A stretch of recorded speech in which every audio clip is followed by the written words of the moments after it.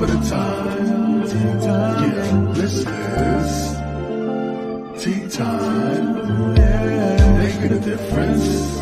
One cup at a time. Tea time. So be sure to grab your tea, grab a seat, and tune in to Miss Liz. Tea time. Making a difference. One cup at a time. Tea time, yeah. Tea time.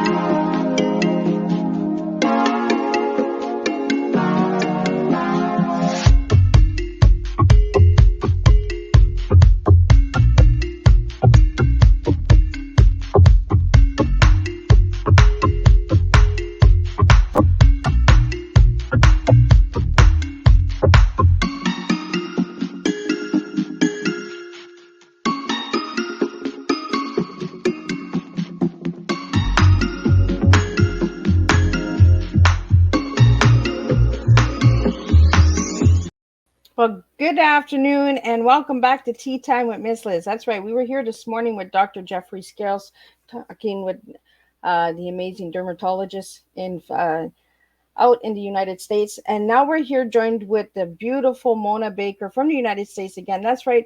This Thursday is all United States. We're in the States this week. So we have an incredible lady sitting in the back studio. So I don't want to waste any time. I want to get into it right away. So we're going to get the disclaimer going and we're going to get her bio. And we're going to get the beautiful Mona Baker in here. And we're going to talk about Actionomics. I hope I'm saying it right. I'm sure Mona will correct me. And I am really, really excited about today's tea time because we're going to learn about movement. We're going to learn about the action of our bodies. And I feel we're going to have a really strong cup of tea because we have a beautiful, beautiful, incredible lady in the background. So the disclaimer for Miss Liz's Tea Times live show. Miss Liz myself is going live using StreamYard. Before leaving a comment, please grant StreamYard permission to see your name at StreamYard.com. Please be advised that the content brought forward for any Tea Time show hosted by myself, Miss Liz, is always brought forward in good faith. However, may bring forward dialogue and opinions that are not representative of my platform. The facts and information are perceived to be accurate at the given time of airing. All Tea Time guests and audience participants are responsible for using their good judgment in taking any action that may relate to the discussion. The content brought forward may include discussions for somewhere they may be emotionally at risk. It is significant to know that this show is engaging in discussion forums only to offer and inspire awareness and connection and is not providing therapeutical advice. If you have any questions about the disclaimer or the panelist discussion, you may freely contact me, Miss Liz, through my email at bookingmissliz@gmail.com. Moving forward, should you choose to voluntarily participate in today's show in any aspect, I myself, Miss Liz, welcomes you. And should you decide that the show is not made for you at this time, I will see you at a later show at a later date and time. Again, all tea times are done on Thursday this year in 2023. And if they're not on a Thursday, it's because they are a rescheduled tea time. So now let me get Mona Baker in here. I'm going to get her to introduce herself. And if there's a couple things that are missed, I'm going to read them off of the bio. But I really want to get her in here and I want to really get moving because today we're talking about movement. So I really want to just move along. So welcome, Mona. It's an honor to have you here. It is a great honor and pleasure to be here. Thank you so much for this wonderful invitation and opportunity to experience Miss Liz Tea Time. So Mona, could you share a little bit on who you are and how you got into all of this Actionomics? How I got into Actionomics? Well, how I started my life was I discovered that I had quite a passion for dance. And I followed that passion, realizing it as a ballet dancer. It had an expressive, uplifting way, and I just loved dancing ballet. And I had the wonderful opportunity to dance with several amazing companies. The most notable was American Ballet Theater, and I just loved it. So, but unfortunately, on my second year, I experienced a career ending injury. And for 6 months, I had this issue in my foot that I was unable to put my point shoes on without developing so much inflammation and swelling. I just couldn't move my foot. So I went to many, many different doctors, and they were unable to assist me.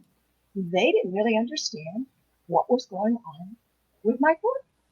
And so I didn't, after 6 months with APT, and of course, not wearing point shoes, I was not fit and able to be one of their dancers.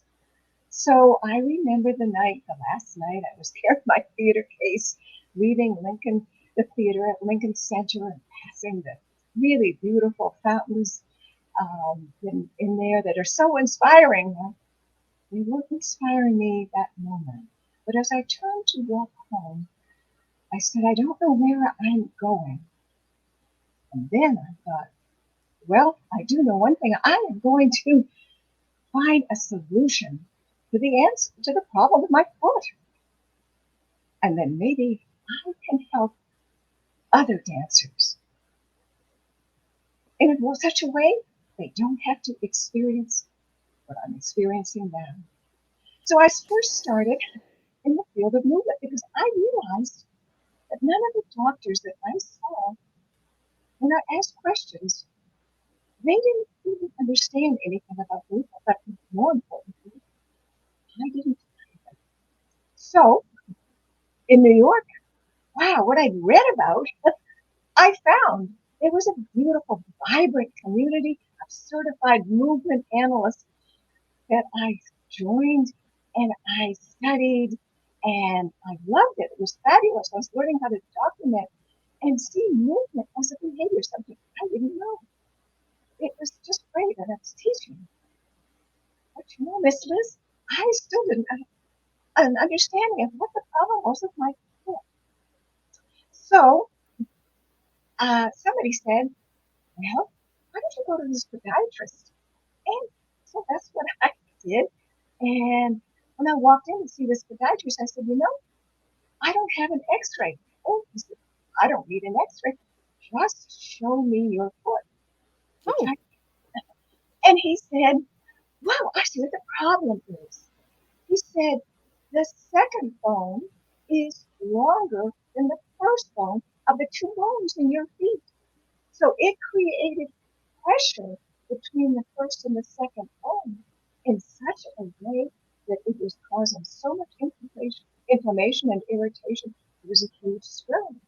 And he said he could create a little prosthetic device, which is what he did, and it would separate the toes that went to this area, and he thought that would help me. So when he said that, I was very excited about the possibility of having it help, but more importantly, what he said about the proportioning of bones and body parts. I have never thought and realized how critical that was for the human body and moving. And I suddenly began to understand something from a different perspective that I didn't understand before. And it was great, but it still was not the solution that I really was looking for. But from that, I did learn that maybe if I looked at movement as a behavior and all the different percepts and everything that I learned from it, then maybe I could see it differently. And that's when I got the idea of organizing it into a language. So I had to research how do we develop language. And that was really important because I knew as a movement analyst, the first pre movement before we speak developmentally goes in such a specific and selective way that allows us to learn how to verbally speak. So I realized that that was part of our language learning experience. So Noam Chomsky's particular theory about how we acquire language spoke to me. And these two basic things were a subject and a verb. I understood that.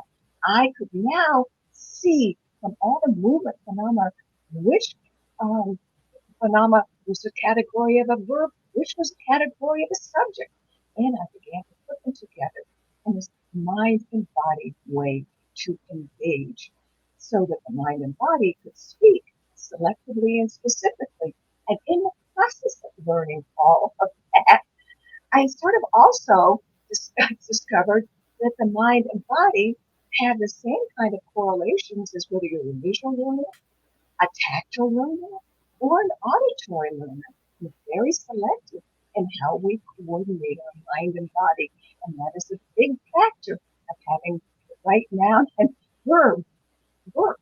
And if they, when and they're also coordinated well with the activity of your choice. And when all those three things come together, they say, "Wow, you have a real natural talent."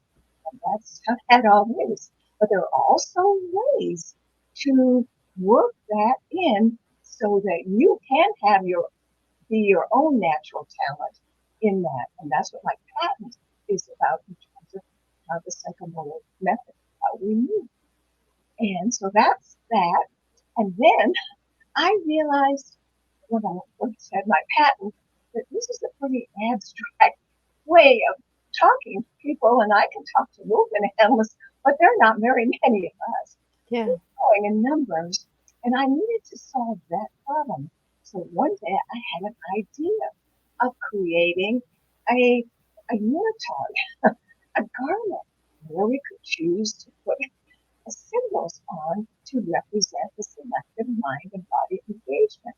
And I am wearing, I call it an acretica, and so I am wearing such a garment now. It has the markings for the ballet dancer, which we use a lot of the joints. There is a circle for a ball that rotates, and a kind of a diamond for a hinge that opens and closes. And then you Oh, them together, and you have the line moving, and you begin to see this moving instrument moving, and you begin to see the visual design that the body parts are describing in space. And they create beautiful geometric patterns that when you're not aware of that, you don't really notice them because as a dancer, you're codifying them at steps, positions, and poses. This that's not movement per se, that's dance. But when you add the elements of movement to it, and in this case, the visual design, you add another whole dimension of the human expression and experience to it. So that's how the actionomics and athletica work hand in hand to teach movement as a behavior and for ballet dancers, but I work also as a therapist because as I looked around and I began to realize most people in this country, at least, don't have a strong association with their joints. And the joints are so really very fundamental to how we move. If you remove all the soft tissues in the body and then you right down to that skeleton, what you are left with is the fulcrums and the levers, or the joints and the bones.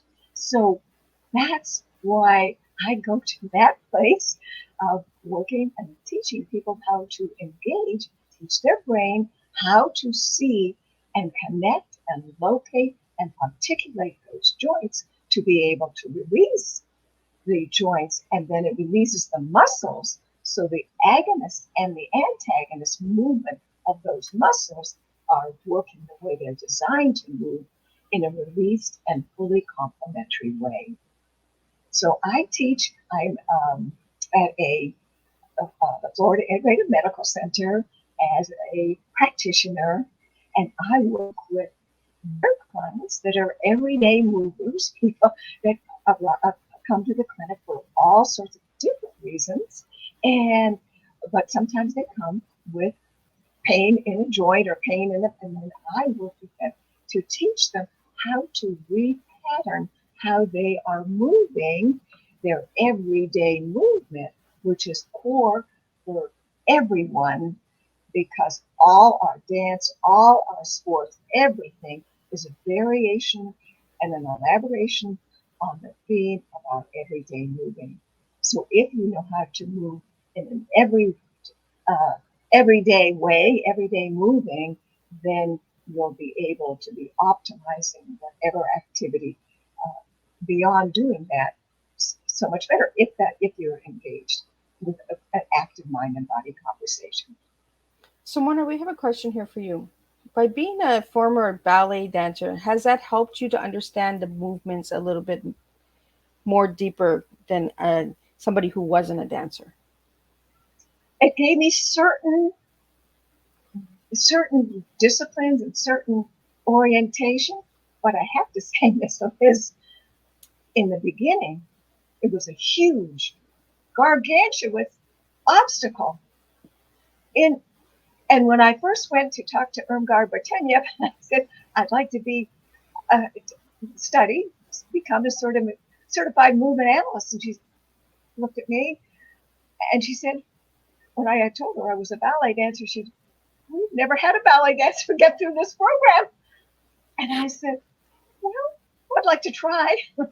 The second week, I knew we did a lot in this training. We did an awful lot of work lying on the floor, and it was really beautifully designed because you see, when you're working with movement, you're working with gravity, but when you're on the floor, you're in an environment where gravity is not such a big issue, and so you're in a purer state, a freer state of moving. And so we have been given this request in this class to just start moving like an amoeba, like formless. And I hear that, formless. You're a ballet dancer. I still haven't totally committed to giving up my ballet career. All the ones that I'd spent all these years, you know, layer upon layer each day building that. And I could just see it all going out the door. And I said, I'm at a fork in the road when they came up and said, you're not doing it right. And I said, well, I'm where I'm at. So I let go. And I moved like an amoeba. Liz, it felt awful. I felt nude. I felt vulnerable. I had nothing. It took me to rock bottom, and I groveled with it. I know now what a, a crab or a lobster feels like when they shed their shell. I had nothing. I had no identity, and all of my peers did. They knew who their body was when they walked into that studio. I didn't know. So it made it, that vulnerability had, there's always nuggets in everything. It's a real challenge.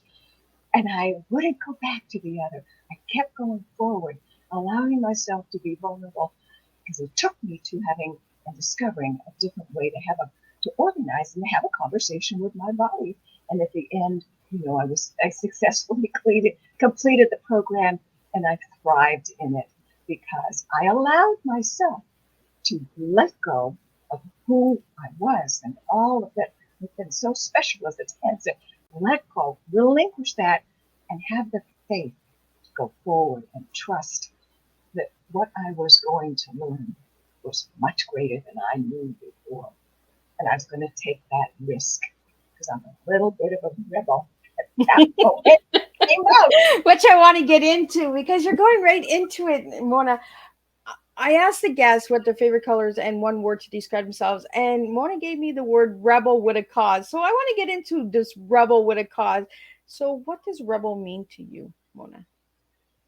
Rebel means going upstream, taking a risk, challenging yourself in a new way, and you don't necessarily have somebody to model how to do it because you're doing it your way.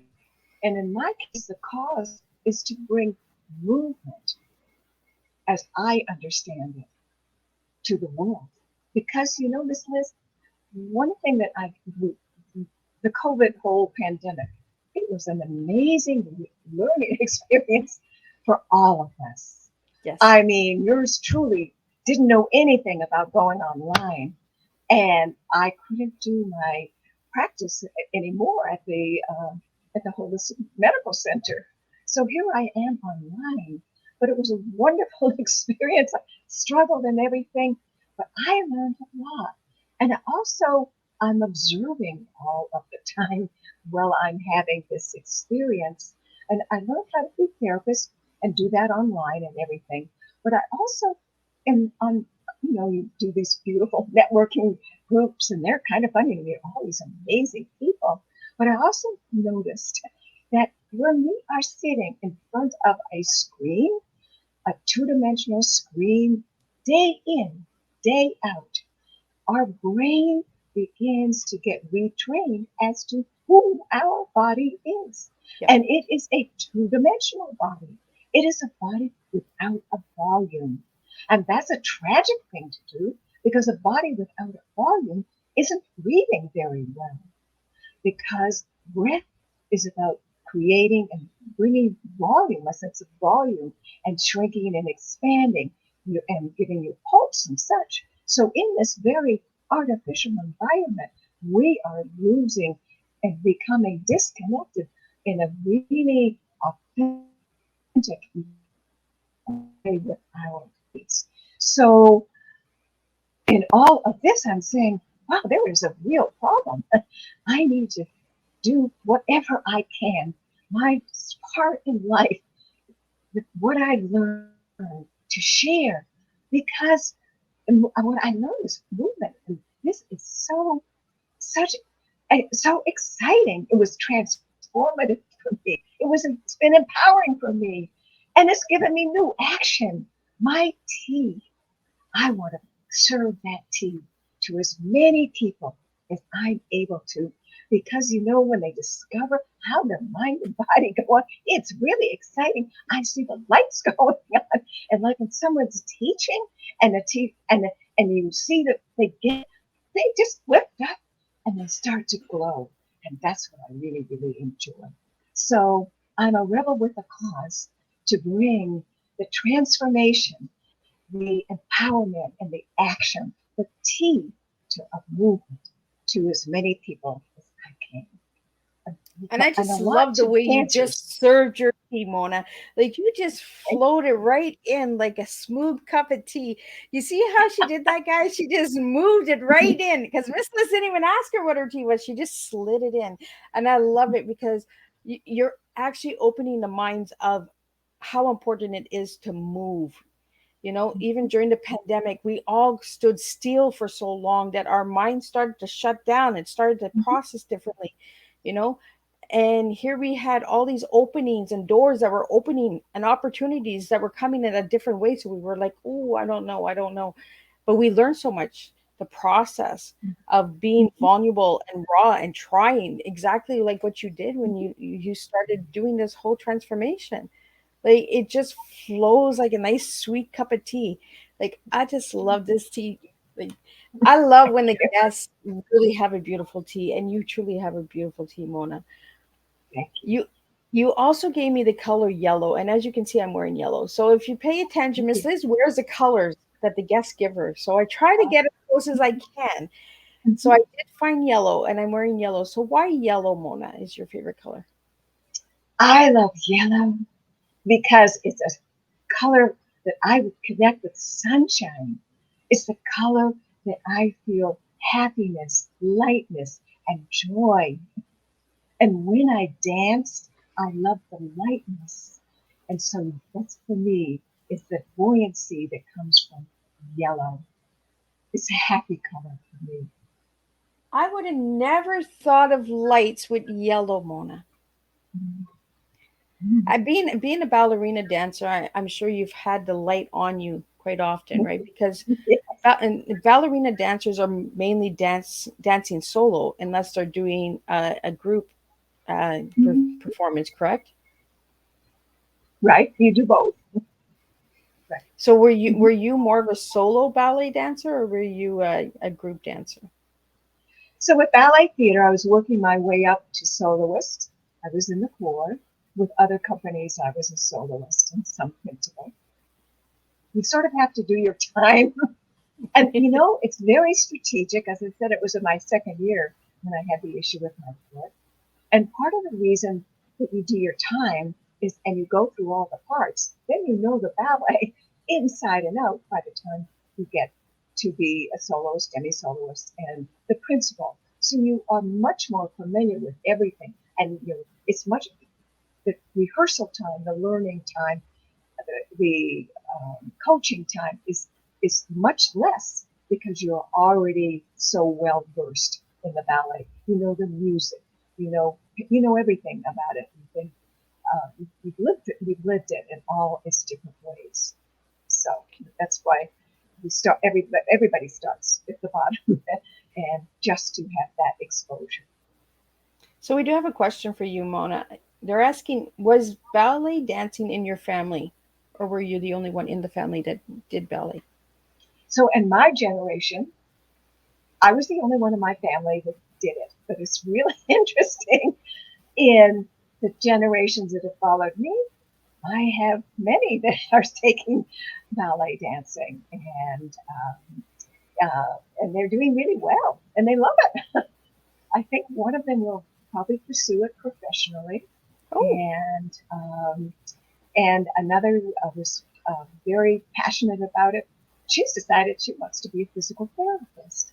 And oh, then her sister, who has danced and did very well, she is an ace volleyball player. And I think she's an ace volleyball player because she knows how to move as a ballet dancer. And it's amazing to watch her move. So it's really it's fun to see that. And I have to say, it wasn't necessarily appreciated what I was doing by my family because I guess I was a little bit of a rebel. They hadn't expected anybody to do Mona's that. been a rebel since she was little. Right. Right. So Mona, we were in the background before the show started. We got to talk a little bit and break the ice and all that, which I do with all the guests. And we were talking about my daughter. She's a nurse, and the empathy of a dancer and working with people and that. And you're mentioning, I'm guessing these are grandkid and grandchildren or children of yours that are doing the ballet dancing, and they're getting into the field of working with people and movements. Mhm. So, is there a connection between the two of them?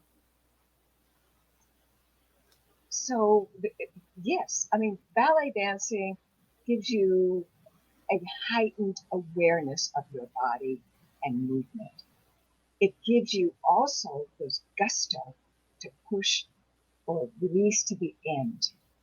If you're always trying to go to the next level, so you're challenging yourself. So you're using all of your sensibilities to do that. So your sensibilities constantly grow. And you have to realize that dance is the mother of the arts. It uses all of the arts and the sensibilities in a very invigorated way.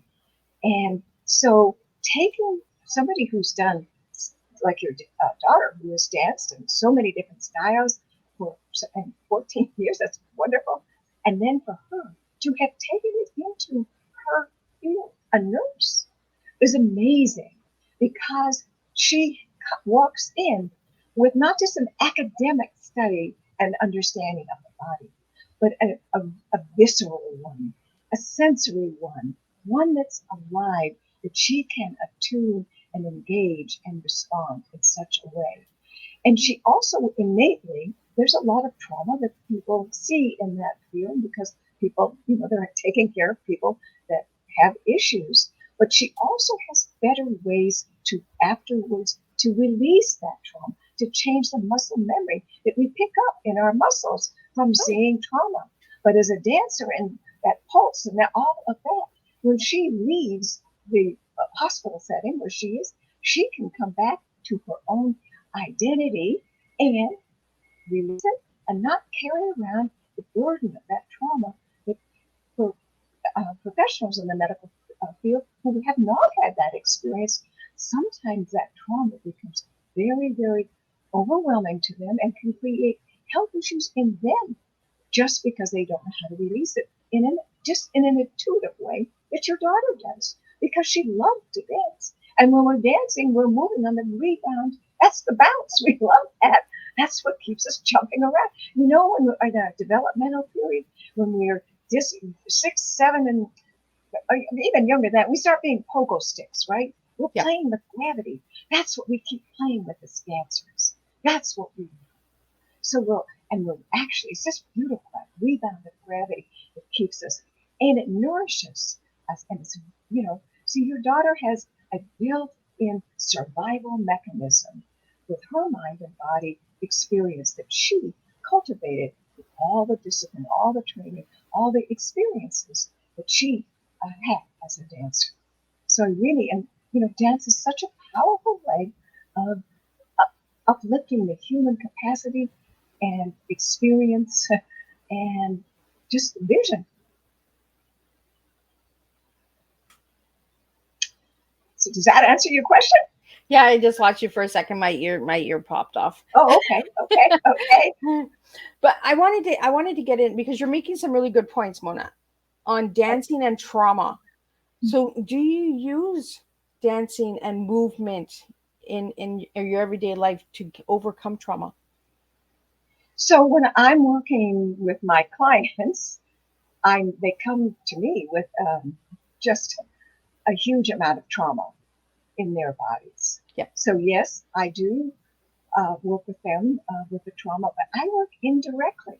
Sometimes there's a verbal conversation about it, but more often they will tell me, and then I will take what they will tell me, and I will put it into movement, working with their joints. Because as I said, when we work and we engage and we retrain the brain to where the joints are, we begin to set up a whole new mind and body conversation. And so if that conversation is using that joint differently, and how it's moving, the agonist and the antagonist movements of those muscles begin to form a different relationship, one that's freer and one that doesn't have that trauma associated with it. So it's subtle about it, and how the joints that I select, the order of the joints, all pertains to how I understand that person's trauma, how I'm reading it. Sometimes they will come with a low back issue, and it's appropriate for me to start with their hips. But sometimes they will come with a low back issue, and it's appropriate for me to start with their knees. Oh. I mean, it is so I have to choose because of what preceded the issue that set up why they're having. Well, that makes really So, good and I'm sense. right. That's the power that trauma has. You see, the other thing is we're walking across the street and we trip and we fall. Well, the street is where the cars come, and you tripped and you might have hurt your foot or something, but you're going to save your life. So you find a way to get from the middle of the street over to the other side. But you get there, but it wasn't the way that you were walking. It is a substitute pattern. Your mind and brain were already able to create this movement pattern for you to be able to get to across the street, but it was a substitute pattern, and it's not the way your body was designed to move and to move. And so that substitute pattern then becomes ultimately a norm associated with your moving. And even though the body begins to heal, it still has that trauma memory until you begin to erase it. And that's how I begin to erase it, by working with the joints that are in that sequence according to however that trauma happened. So I do ask about how they specifically fell or whatever it was, the issue. And sometimes it's several issues. Sometimes it's a compounded. They'll have an issue someplace, and they're moving as a substitute pattern, and then they'll have another issue, and so that's what it is. I have to uncoil that because you see, the body the universe moves in a spiral, and so do we. So I have to uncoil how all of these traumas and such were acquired. And that's the sequence. That's how I do that. I like that word uncoil because, we wind up so tight sometimes. Our muscles get so tight that we forget that we can just loosen them up by letting go, releasing. We hold on to so much tension. So is there 3 moves that you can show us to loosen up some of our joints? Okay. All right. That's great. So I'll teach you how to, entrepreneurs generally have problems with their neck. They have problems with their neck, they have problems with their shoulders and their low back. So I'll teach them how to release the neck. And I think that's really, it's not just moves, it's just it will take me a little while. So if we can do that, I'll be delighted. So, okay. So if you just turn your head from one side to the other. Okay. Mm-hmm. Mm-hmm.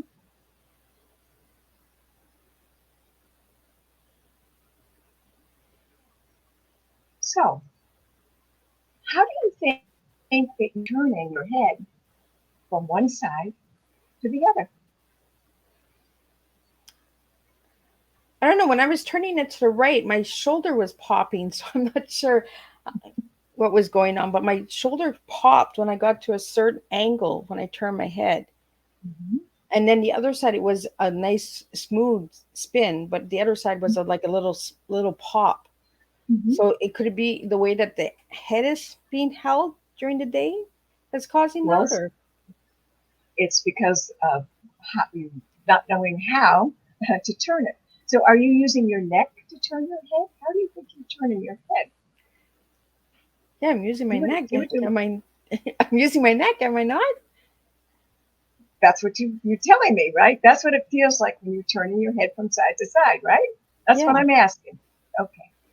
Well, of course, the neck has 7 vertebrae in it. Oh, well, look at that. It's not really designed to twist, but we try to twist it because we don't know how to use the joint to turn the head. Oh, And there is a joint to turn the head.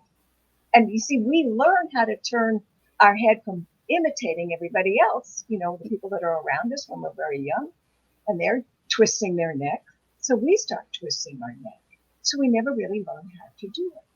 So at the base of the skull is the joint is located at the base of the skull and the top of the spine. okay. And at the base of the skull, you have a socket. And at the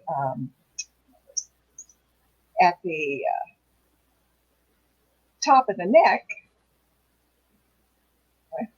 my face, you have a ball. With the happy Right. face. Right. So this is what we're doing all the time. But Oh, this is what we really need to be doing. And it's because we don't know where the joint is. We really know oh, not to do it. there's a big Right? difference. There is a huge difference. Wow. Okay. So, right. So now, where do you think that this joint is located? At the bottom of the ball. Yeah, but where on your head Oh, base? Where is that? in the in your shoulders, like the top of your shoulders, right? Okay. So that's where you. Okay. The reason this is why I'm asking you is because your brain doesn't know where it is. It Oh, would be well, look at telling that. you. Right. That's what I'm saying. The brain didn't learn where this joint was because we were imitating somebody else's movements, twisting the neck in this case, and the brain never had a chance to learn it.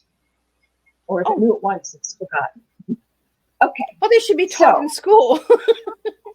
well, they don't. Well, yeah, I think so too. But anyway, so okay. So So where would this be if it's not where you're thinking it, not pointing where Right at we're the top. okay. So and it has to be in the center because your head is round. It's like a Yeah. ball on top. So it's about here, your cheekbones. Okay. So yes, it is. Literally. But sometimes I like to create a functional awareness because I want you to have more space here. Yep. So, Yep. and each joint has encapsulating tissues. And when the brain gets an idea of a functional location, it will release those encapsulating tissues to allow it. So I like to place it right above about an inch above your ears. I'm going to ask you to take your third finger because that's your axial, Yep. talking to skeleton, and you're going to place it just about an inch above your ears. Got it? Okay. Okay, so now I want you to image that with your mind, you're going to see this socket turning from side to side. It's the Okay. socket turning from So side to side. And you're going to push it with your fingers to begin with, just to invite the looseness. So the fingers oh, are there's a really, big difference, Mona. yes, there is. Right, Wow. right. That is truly amazing. Right. So now that you've done that, and you with your fingers drop your hands and just keep turning it from side to side, and let the back of the head lead. Oh, I see the difference now. Right. There is a difference because when I first did it, when you asked me to first do it, the movement was coming from the bottom of my neck. Mhm. This is coming more of an elevate of the middle of the skull and Right. turning the head now. Right. Well, look at that. Now, Right. isn't that amazing? Right. So that's side, but the head can move up, down. So let's take this again, and we're going to have this time, it's going to go here and here and here and here for your head to go up and forward, backward and forward. See if you can do that. Right. Same place. You can put your fingers there if that helps. Right. Oh, there's a big difference. Right. Without And my then, fingers, there's a difference. It's uh-huh. almost like my neck is like Right, right. So it's we're going to it go doesn't back. find a straight flow. Right, It's got like a little crooked to it. right. So now, when you go back, does it feel heavy? When you put the Rotate your head. fingers, D- Does the head feel heavy? And no. then does it come light? Okay. Yeah. What happens when your head comes forward? Back and forward. Is the head Oh, heavy? oh, there's a weight difference. Right. What do you think that is? What is that? It's gravity. Oh, well, look at that. It's really critical because we want to move on the rebound of gravity, and the head is the heaviest body part. And so if your head is like this, you're compressing your body, which is why we see so many people compressed because the head is it's not aligned and gravity's not lifting it up. So you find that sweet spot where it's light, and then you move and you stand up. The head is leading. You're following gravity. Gravity's picking you up. We want to move on gravity's lightness because that's how the body it moves in the easiest way. It's what it's designed to move, and So it how come the allows brain doesn't? Mona, how come the brain doesn't know where our joints are? because in that pre-verbal time, like we're lying in the crib, and we're watching our caretakers, whoever they are, because we don't know anything. We only know the womb.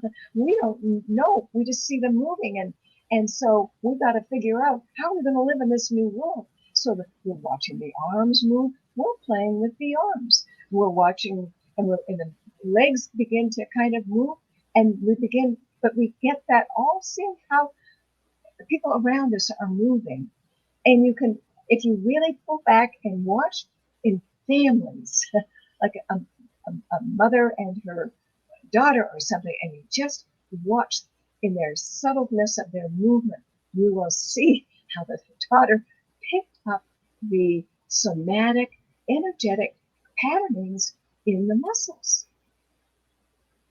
I was And going to ask you about that because when I did some research on you, Mona, the somatic came up, and I was like, what is that somatic?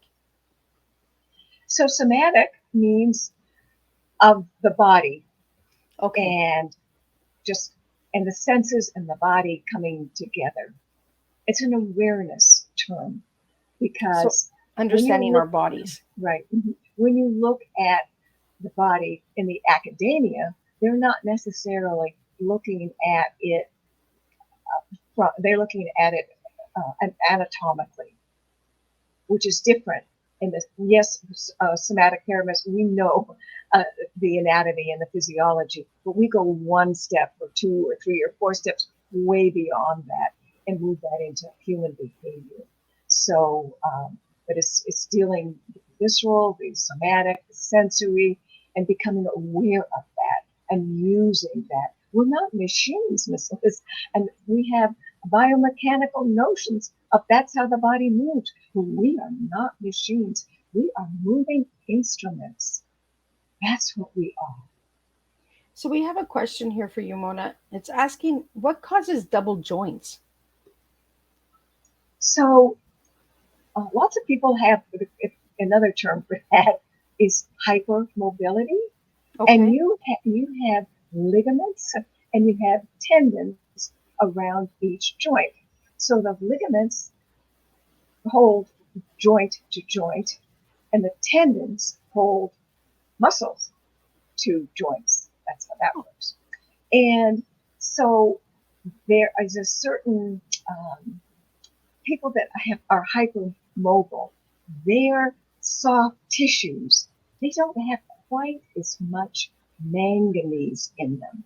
Oh, Manganese is a strengthening uh, mineral. It's a really critical one, and we don't seem to have it as much as we did in previous generations. So the soft tissues don't have that strengthening manganese. And so they stretch out. And when they stretch out, they get a little bit out of alignment because the ligaments are too loose. And so that's what that is all about. So in in this situation, I don't invite that person to really stretch and take that joint all the way out because what happens is the muscle memory that gets associated with that move is going to want it to go all the way out, whereas you want to train the muscle to say, oh, we just go this far and then we'll keep it aligned.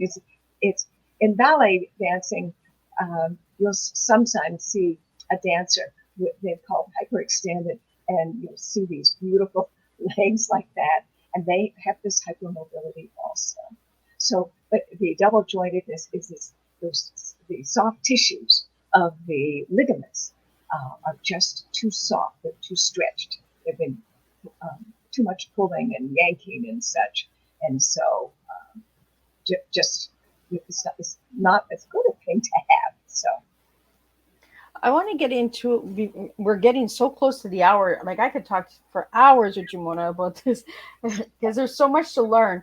I want to get into the JRA moving instruments. What are those? So I have a program where I work with the 13 joints of the body, to joint releasing activation. This is kind of and this is a program that I initially started for dancers to begin to teach them where their joints are and where they would release the joint. Just they would find the joint, identify it, and then they would release it, and then they would activate it, and it's like this. So this one is passively, but this hand is doing the moving like this. This, my second hand is moving it, and this one, it's moving itself.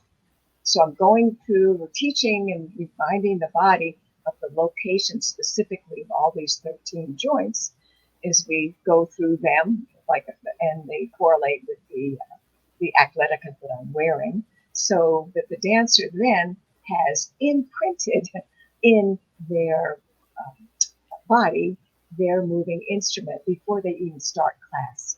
And in the act of doing the passive and the active joint articulations, the body gets really warmed up and you are not pulling, stretching. I have an issue when a dancer takes a muscle and they just pull and pull and pull, and they tell you to go beyond that pain.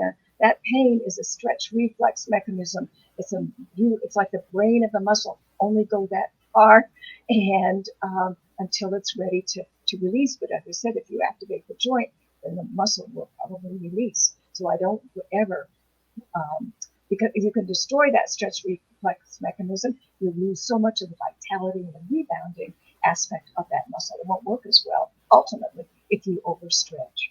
So anyway, the JRA is to set up a prep to move up the body. And I shared it with a really well-known gentleman, Dr. Les Knight, just a casual moment. And he was so impressed with it. He said, I want you to be in my seminars and teach the physicians and the law enforcement officers about this. So I did that for a number of years. And that was a really interesting experience, I must say, because most of them, particularly the law enforcement officers, I'm almost 5'5", but I'm petite. They can be really, and they'd be looking at me, well, what's she going to do for me? Because they're on this big muscle. I said, you'd be surprised. By the end of the class, I had them releasing it, and they could move because you can get muscle bound. And so that's that. But that's what it is. It's a special joint releasing and activation in a particular series, going through the joints in the body to set up, to be able to prep the body, warm up, to be engaged with your moving instrument, to be able to then take the class, and it will set you up and balance you in such a way the likelihood for you to get injured is pretty remote unless something happens to your shoe breaks or something. But I mean, I'm just saying it's a wonderful injury preventing kind of joint articulation program. So, and I also noticed that you have therapy and dance on the website. So could you tell us a little bit about those two programs that you have going on? So in therapy, most of the times it seems I will need to see that individual, that person, if they come to me with an issue, because I like to be able to develop a customized program that works just for them and relative to the injury or the issue that they're having, to be able to move beyond it and resolve it. I teach in the educational ones, I will teach them about the joints, and I'll teach them about the JRA. I'll teach them all of these things in that kind of a setting, in a group setting, and I do that. I have a program for dancers I call Love Your Feet, because that's where most of the injuries are happening now. So I teach them about the 26 bones and 31 joints in the feet, how to articulate and how to release them, so that then they can start to begin to have an injury prevention movement use of their foot. But then if somebody comes to me with an injury, then I will really need to take them much further than that and introduce them to the 4 arches in the foot and move ahead on that, so that then once they get those 4 arches activated in the way that we need to, and we connect into the arches of the body, because there's a whole art system in the body that we actually move on, that will really help them to move much more easily. So the therapy and the education, it's level of specificity and for the individual is probably where that line stuff is between that. That So, makes Mona, sense? if anybody wanted to get a hold of you, do you do like a virtual assessments as well, or do you do them all in person? Oh no, I do a lot of things online. I do virtual. You do Don't get it's virtual? fun, right? And they work really well because I use models.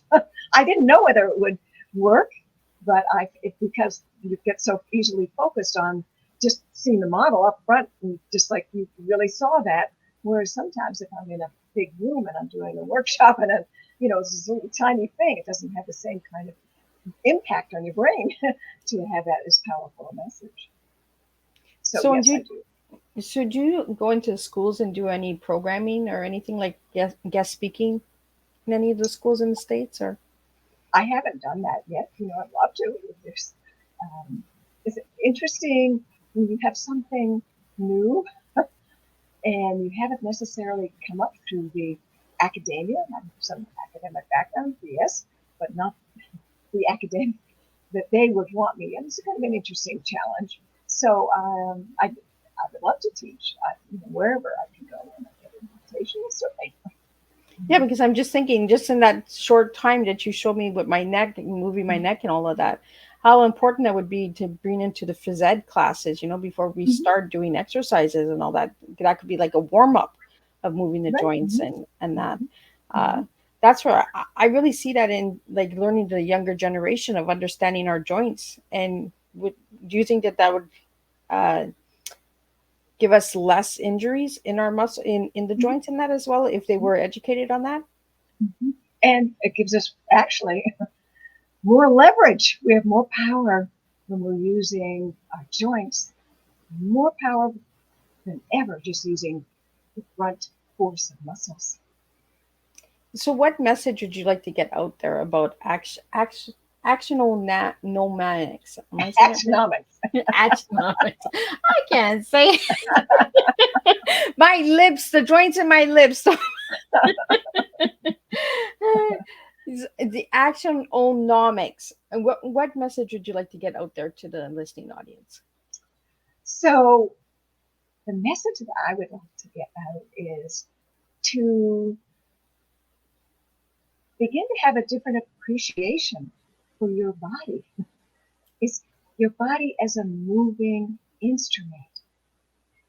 And what the sensory experience that you have when you're moving, not just pushing in a quantitative way, but in a qualitative way. Because when we're exploring and moving qualitatively, that's where we discover new things, new opportunities. So, not to push the body, yes, to have a mind that can read it, but not to push it. Allow the body to be as it's huge, it's big, and allow yourself to get out of your mind because so many of us are in our mind. When I work, I'm also a patient advocate at the Holistic Medical Center, and I work with just the patients there who are really, really ill. And you can't heal your body just living in the left side of your brain, seeing the disease and the names of the disease, having that chime through your body. You need to move over and see your body from the right side. See it healed. See it full. See it the volume. See it alive. Feel gravity lifting you up. Allow the lightness. Allow yourself to be joyful. We were joyful when we were children. We moved, we climbed trees or whatever we did, but we took joyfulness into just that was our lifestyle.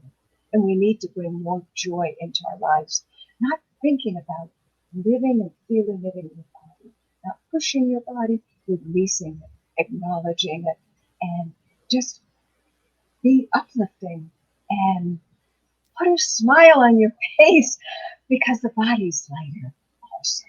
We have so much to look around and see the beauty of life. We have so much to be so grateful for. To take that, feel it, own it, and own it not in your mind only, but in your whole mind and body and spirit. They all work together for the greater good. Well, I want to thank you so much, Mona, for sitting and showing us and talking to us about the movements of our body and, learning a new language. And I love that phrase that you said, appreciate your body. We really got to start appreciating ourselves. Appreciation goes a long way, and there's so many different ways. And Mona has shared it today on Tea Time. So reach out to Mona if you'd like to know more. Check out her website. And again, I want to thank all the listeners and supporters who tune in to Tea Time each and every Thursday and who tune in on the rescheduled days. I really appreciate all of you guys. So I want to thank you. And Mona, thank you so much for taking the time to sit with me and getting me to understand a little bit more about actionomics. I think I said it right. I'm Getting not. it? I'm getting there. I'm getting there. So if practice, repetition will get me better. So, Right. so I want to thank you again. Don't leave. I'm just going to wrap up the live, and I will see everybody tonight at 7 with the last and final tea time of this week with Ryan Joseph Kopyar, and he will be speaking about pain to purpose. So it's a really interesting topic. You'll want to tune in for that one as well. And it closes up the evening, so you can grab yourself a glass of wine and just join me and have a cup of tea with Miss Liz. So until then, I will see everybody at 7 p.m. Eastern Standard Time. Again, Mona, thank you so much for sitting down and having tea with me. I really had a pleasure today. It's been fabulous. Thank you.